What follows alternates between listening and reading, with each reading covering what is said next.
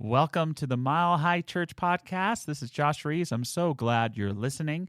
Hey, Zamira Jezwerska, Jackie Harris, and I are facilitating a meditation and prayer retreat in September. Spend a few days with awesome people, meditating, praying, enjoying life, just being. Sometimes in this wacky world, we just need to find an oasis and a sanctuary to get back to ourselves, and then we can return to that wackiness, not so wacky ourselves, and find some thread of sanity. And we'll have a great time. Learn more at milehighchurch.org. Archimedes, we all know Archimedes, ancient Greek philosopher, mathematician. He said, "Give me a place to stand and I will move the earth." Give me a place to stand, and I will move the earth. It reminds me of the other mystical phrase, be in the world, but not of it. It speaks to this idea that there are qualities of the Spirit, divine qualities, that exist in this world, but also beyond it. And when we learn to stand in them, they move the earth. They change our worlds. Plato referred to these as the ideal forms: truth, love, beauty, goodness. We see them expressed in nature. We see them expressed in people that we love, but these things that express them, they can't contain them fully. They're bigger than that, and they're more real than anything. Ernest Holmes, our founder, referred to these at times as the divine ideas. He said, "We must know that the doorway of opportunity is never closed. We are always receptive to the divine ideas. It is never too late for us to manifest opportunity. It is never withheld from us for a single moment.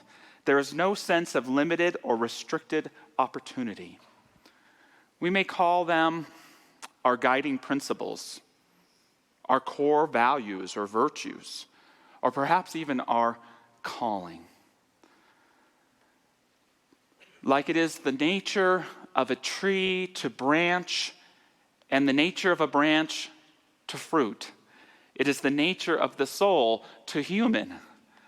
And it is the nature of the human to bring forth these divine virtues, these divine qualities. I have a little formula for you today. I'll repeat it again and again. Identify your virtue. Practice it with courage. Stay true to it with resilience. Be responsible for it in all things, and it will change your world. Identify your virtue. Practice it with courage. Stay true to it with resilience, and be responsible to it in all things, and it will change your world. This is the message of religion and myth.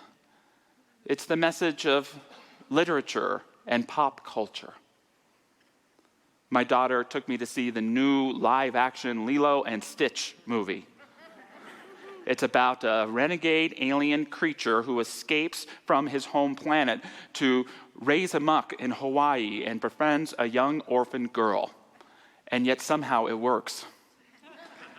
It works because it has a guiding principle at the heart of the story, ohana. And a guiding saying that goes along with it, that ohana, meaning family, means leaving no one behind. And as the character, even the refugee alien, learn to embody the principle of ohana, it becomes not just a creative principle, but a harmonizing one. See, that's what happens when you identify your virtue.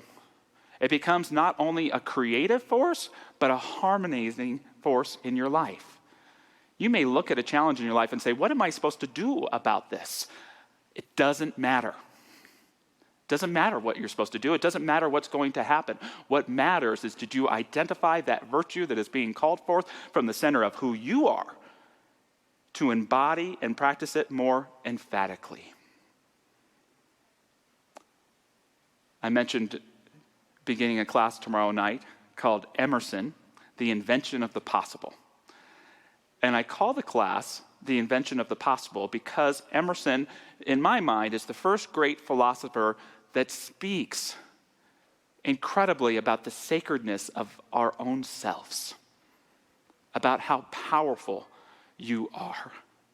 He not only is the most important philosophical contributor to our teaching, but to what we might call the American mind, to this idea of what it means to truly live in liberty, unbounded, what it truly means to be an individual. He shares things like, trust thyself. Every heart vibrates to that iron strong. Accept the place the divine providence has found for you, the society of your contemporaries, the connection of events. Great ones have always done so and confided themselves childlike to the genius of their age, betraying their perception that the eternal was stirring at their heart, working through their hands, predominating in all their being. Emerson believed in government only in the sense of when it understood that liberty and freedom are the rights of the individual. He liked the church, but he preferred nature as that which teaches us the nature of the sacred. He believed in educational systems, but he believed that each of us should create our own universities to learn from this thing called life. Both to make a little fun of Emerson and also to express his point, in the 19th century, there was the following image that ran through newspapers across the world, bringing up what Emerson would say in the first book he wrote. I always said if I ever get a tattoo, it's going to be this eyeball dude, by the way. And what it says on the bottom there is this: standing on the bare ground, my head bathed by the blithe air and uplifted into infinite space, all mean egotism vanishes. I become a transparent eyeball. I am nothing. I see all. The currents of the universal being circulate through me. I am part or parcel of God. Emerson's virtue is self, capital S self. It takes humility to recognize the divinity within ourselves. But when you stand in it, watch out, world. When you stand in it, watch out, world, because things begin to transform. Identify your virtue. Practice it with courage. Stay true to it with resilience. And be responsible for it in all things, and you will change your world. One individual who was influenced by Emerson was Frederick Douglass, a man who had to purchase his citizenship, but who transcended the meaning of what it meant to be a citizen in the United States. He had this great gift of praising America and criticizing her at the same time. He shared, in thinking of America, I sometimes find myself admiring her bright blue sky, her grand old woods, her fertile fields, her beautiful rivers, her star-crowned mountains. But my rapture is soon checked. My joy is soon turned to mourning when I remember all that is cursed with the infernal spirit of slave-holding. When I remember that with the waters of her noblest rivers, the tears of my brethren are borne to the ocean, and that her most fertile fields drink daily of the warm blood of my outraged sisters, I am filled with unutterable loathing. America will not allow her children to love her. Douglass's favorite lecture to give was inspired by Emerson's self-reliance. It was called Self-Made Man. And in it he shares, we have as people no past and very little present, but a boundless and glorious future. Here was a man granted by his country no dignity, no freedom, who embodied what dignity and freedom meant in a way that changed the consciousness of the country and led to emancipation, something that we celebrate in this new holiday called Juneteenth this week. Another person Emerson's mind influenced was a woman named Margaret Fuller. I'm going to talk more about her at our 4th of July service. But she was almost certainly the most brilliant individual of the 19th century. She was Emerson's intellectual equal in so many different ways, and yet her intellect was seen as a fault because of the way that women were in society. To be too smart, you're not going to get yourself a husband. And inspired by Emerson's message of nonconformity, of embracing the truth of self, she wrote a beautiful book called Woman in the 19th Century, where she talked about the importance of women owning their intellect, owning their nature, and practicing it ferociously in life. Let every woman, she said, who has once begun to think, examine herself. She began to articulate that marriage could mean something that didn't involve chattel, but she shared that it can be a pilgrimage towards a common shrine of equality. She shared about her own person. I stand in the sunny noon of life. What concerns me now is that my life be a beautiful, powerful, in a word, complete life. And her work would inspire Anthony and so many others to not only lead towards women's suffrage, but to the female voice, the female spirit, helping to guide individuals here in our country and beyond. What a powerful virtue to stand in. Identify your virtue. Practice it with courage. Stay true to it with resilience and be responsible to it in all things, and you can change the world. You can transform your life. Emerson wrote an essay called The Poet. And in The Poet, he calls for a new American voice. Here we are in this new country trying to understand what democracy means and what it means to live in freedom. And one person who read and was inspired by that essay was Walt Whitman. Walt Whitman would create a collection of poetry entitled Leaves of Grass that would become known not only as the greatest piece of American literature, but perhaps of poetry in all the world. He came forward. He'd been writing his whole life. One of the legends is he called it Leaves of Grass because he had been writing all these little scraps of poetry and then putting it together. And his core piece in Leaves of Grass is a poem called Song of Myself. And you'll hear a lot of our philosophy in what he says. He says, I hear and behold God in every object, yet I understand God not in the least, nor do I understand who there can be more wonderful than myself. Why should I wish to see God better than this day? I see something of God each hour of the 24 and each moment then. In the faces of men and women I see God, and in my own face in the glass, and in cell phones ringing. I had that. I find letters from God dropped in the street, and everyone is signed by God's name. And I leave them where they are, for I know that others will punctually come forever and ever. In the mystical gospel of Thomas, which was a gospel that wasn't included in the New Testament, Jesus says, who do you say I am? And Thomas answers, my Lord, my tongue cannot even begin to utter what thou art like. And Jesus pulls Thomas aside and he whispers divine secrets in his ear. And Thomas comes back to the other disciples and they say, what did Jesus tell you? He said, if I told you, I would burn and you would stone me. And it makes me think that perhaps Jesus revealed to Thomas his own divinity, the truth that he was part and parcel of the divine, that he was a child of God. And in our philosophy, we only come to this realization through great humility. I will never say I am God. What we say is we are expressions of the divinity. And when you can know your preciousness is your virtue, when you can make your virtue the possibility that rests within you and only exists because it has been implanted in you by a divine presence and power, when you can identify the sacred within your own being and live from just that, not only can you live a great life, but you can be that presence that brings forth the virtues that our loved ones, our communities, our country, and more need to build harmony on this earth. That's how powerful you are. That's how sacred you are. That's how deep the possibility of all of life is entwined in your very DNA. And when we can acknowledge that truth and, yes, stand in it, we can move the earth. Identify your virtue. Practice it with courage.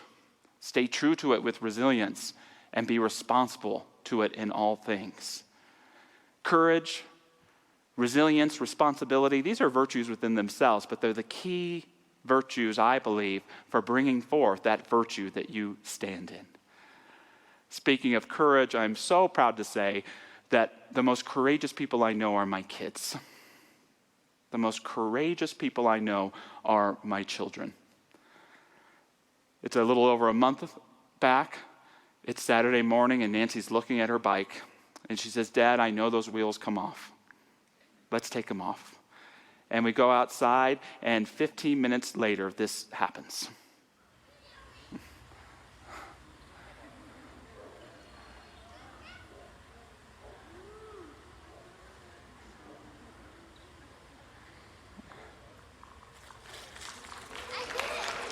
Yes, she did do it. And it was a reminder, and some other dads may be like this too. We think we have to teach them. We think we have to show them. We think we have to build it for them. No, we just have to create the space. I didn't teach her anything. I just took the wheels off the bike and stood there. That's how courageous our kids are. My child just graduated kindergarten, and it was a terrifying experience for me. Terrifying. Do you know how much courage it takes to go to kindergarten and a new school? To have a new teacher that's going to be like a temporary parental figure, to have all these other kids around, and then in recess to have to encounter older kids. One kid told Nancy every day that I eat small children for breakfast. So much going on, getting up and going day after day after day. Such courage. 2 years ago, my biggest concern about my son is that if he would remember to turn the oven off when he cooked his chicken pot pie at midnight. Now he's bought a one-way ticket to Asia. Or he's buying a one-way ticket to Asia. No return flight because he just doesn't know when he's going to come back. Sorry. Here's this young man who grew up in this COVID time, where he couldn't even go to school, where you're begging him to run away from home. Just break out, just one night. Here he is living this courageous life, traveling, knowing who he is and knowing what he wants, standing in his virtue with such courage and clarity. It is an inspiration to me. Practice your virtue with courage. It will not let you down. Our fears are paper tissue thin, and a single courageous act will help us walk right through them, said Brendan Behan. Resilience. It's not that the world is testing you or creating challenges for you to grind you down. What the world needs is your virtue, and it will do whatever it takes for you to bring it forth with greater clarity. The resilience is recognizing the virtue as I know it now, it's even bigger than I think it is. Love, I think I know it, guess again. Peace, think I know it, guess again. Joy, think I've experienced it, guess again. Life will continue to provide us with opportunity after opportunity to engage with, to understand, and to bring forth that virtue that we've grounded ourselves in. And that virtue is your divine birthright to bring forth. Resilience. Frederick Douglass was a black man living in America. He had to buy his own citizenship. And yet he fully embodied what it meant to be an American before other Americans had, in freedom, in dignity, and in liberty. Margaret Fuller was a woman treated as a second-class citizen in her own country. She recognizes that there were strengths and gifts in those so-called second-class citizens that the world needed, and she brought them forth in incredible, dynamic ways. Walt Whitman was gay. He was gay and proud, but he lived in a time where you did not talk about it. It was illegal. And yet, he brought forth this beautiful voice that defined what it meant to be a human being like nobody had before. And what I would say to you is you are that powerful.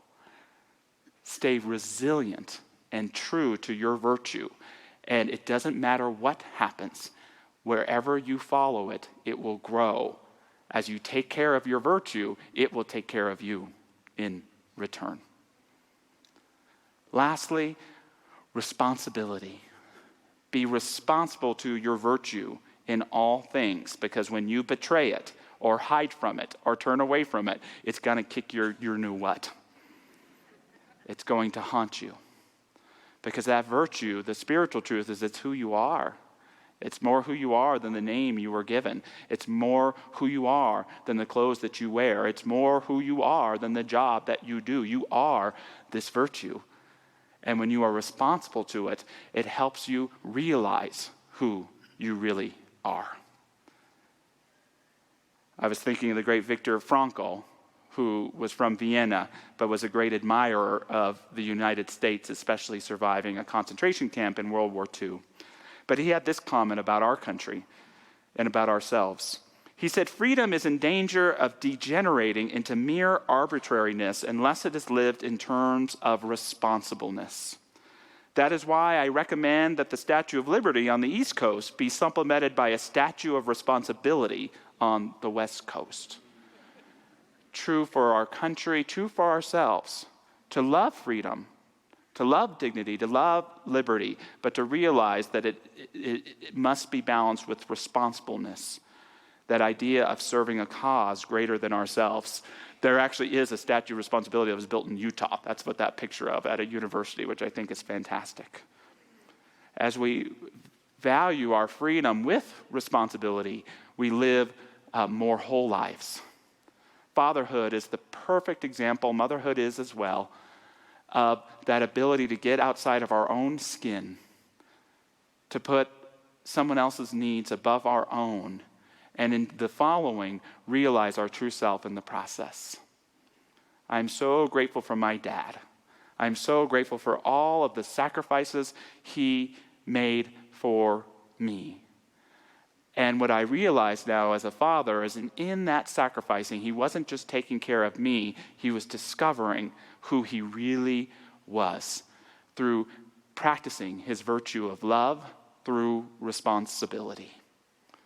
There's a book I love. I read it from here from time to time because it means so much to me. It's a book called Gilead by an author named Marilyn Robinson. It's about an old preacher man who discovers all of a sudden that he has a young son, so you can see why it may relate. And in the book it says, "There's a shimmer on a child's hair in the sunlight. There are rainbow colors in it, tiny, soft beams of just the same colors you can see in the dew sometimes. They're in petals of flowers, and they're on a child's skin.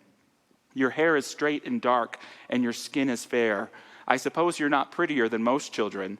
You're just a nice-looking boy, a bit slight, well-scrubbed and well-mannered. All that is fine, but it's your existence I love you for mainly. Existence seems to me the most remarkable thing that could ever be imagined. I'm about to put on imperishability in an instant, in the twinkling of an eye." For many of us, it's in fatherhood or in motherhood that we discover and become who we really are. Because we begin to see not just this expression of who we are, our children, but these independent beings that help us know ourselves better than our own internal dialogue and even experiences. Responsibility, practicing your virtue with responsibility, means seeing yourself outside of your own skin as part of an organic and beautiful whole. I'd never have believed I'd see a wife of mine doting a child of mine. It still amazes me every time I think of it. I'm writing this in part to tell you that if you ever wonder what you've done in your life, and everyone does wonder sooner or later, you've been God's grace to me. A miracle, something more than a miracle. You may not remember me very well at all, and it may seem to you to be no great thing to have been the good child of an old man in a shabby little town you will no doubt leave behind.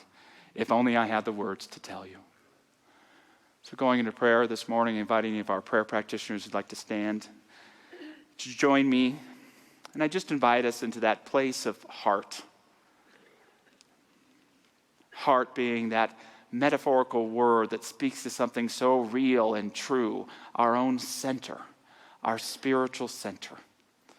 And the divine contradiction of the heart is that it is filled with love, and yet it is also open space. Our heart is filled with the love of the masters and of the ages, a primordial love that is now and forevermore, and yet our heart is also empty, sacred space. It is sacred ground. And in the fullness of love, I invite us to ask ourselves the question, what is being called to emerge into the space of my heart right here and right now today? What is this quality of spirit that seeks to be born and birthed into every aspect of my experience?